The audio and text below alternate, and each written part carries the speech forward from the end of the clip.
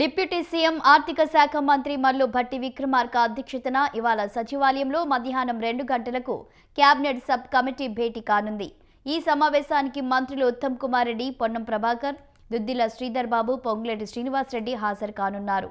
ఈ సమావేశంలో ముఖ్యంగా రాష్ట్ర ఆర్థిక స్థితిగతులను బలోపేతం చేసేందుకు చేపట్టాల్సిన కార్యాచరణపై చర్చించనున్నారు.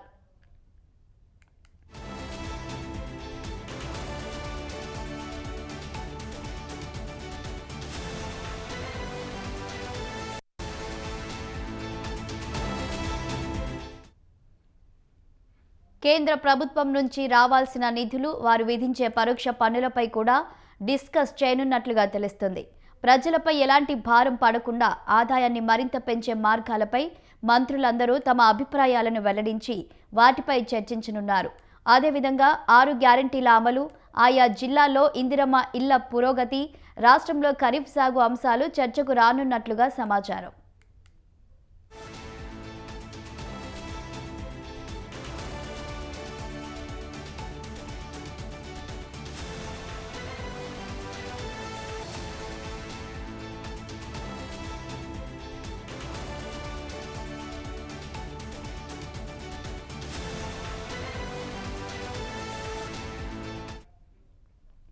ఇక దీనిపై మరింత సమాచారం మా తెలంగాణ బ్యూరో చీఫ్ వేణు అందిస్తారు.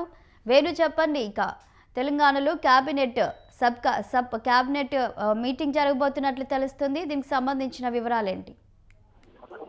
డిప్యూటీ సీఎం మల్లు భట్టి విక్రమార్క అధ్యక్షతన మధ్యాహ్నం 2 గంటలకు కేబినెట్ సబ్ కమిటీ సమావేశం కానుంది.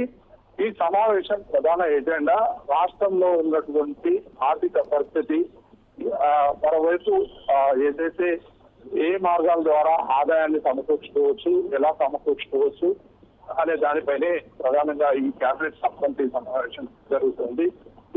ఈ సబ్ కమిటీ సమావేశంలో మంత్రులు శ్రీధర్ బాబు, పొంగులేటి శ్రీనివాస్ రెడ్డి, పొన్నం ప్రభాకర్ కూడా పాల్గొంటున్నారు.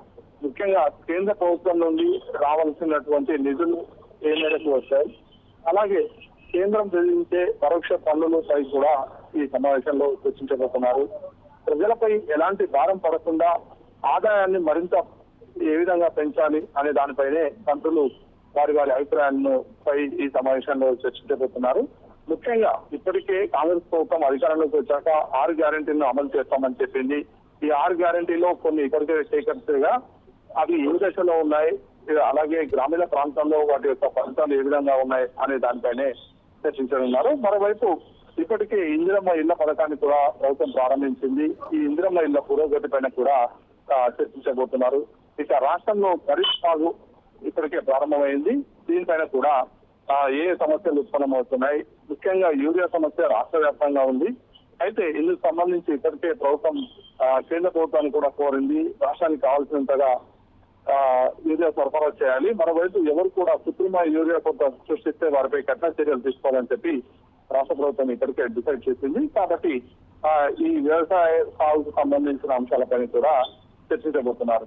ముఖ్యంగా ఈ రోజు జరిగే సమావేశం ఎజెండా రాష్ట్ర ఆర్థిక స్థితిగతులను బలోపేతం చేసేందుకు ఎలాంటి చర్యలు చేపట్టాలి అనే దానిపైనే ప్రధానంగా ఈ కేబినెట్ సబ్ కమిటీ సమావేశంలో మంత్రులు చర్చించబోతున్నారు. Thank you Venu.